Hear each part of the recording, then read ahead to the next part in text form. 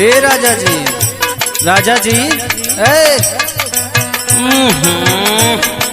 ये आज जगह दे भाग भागना है। पहले हमारी बात सुना।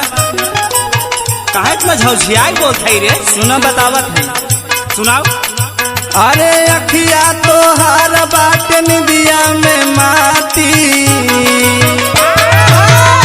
अरे अखिया तो हर बाट निदिया में माती, हमें तुम बतावा बिताया कहाँ राती, हमें तुम बतावा।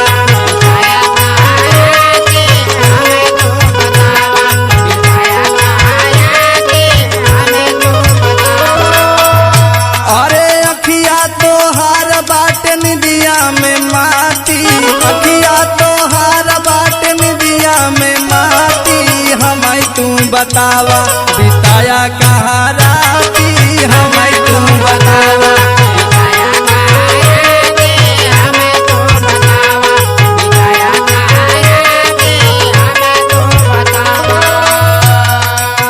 करे तोरे हमेशा शंका घेरा हित बाहरों पुरवैया चलता रही सोई गए रिच के का करे दुआरे महारे न सोई।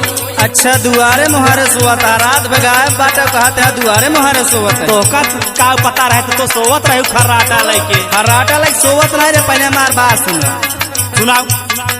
शीतला भगवती के तोहके कसमिया,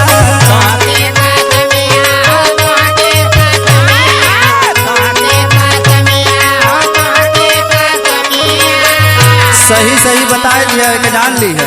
बोल का कहा था दिलवा में बसल बाटे कमन सवतिनिया,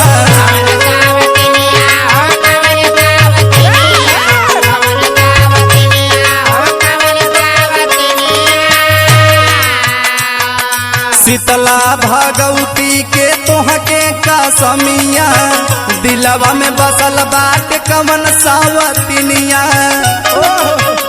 अरे खाई के जहर मारब सुना तोहर जाती, अरे खाई के जहर मारब सुना तोहर जाती, हमें तुम बतावा बिताया कहाँ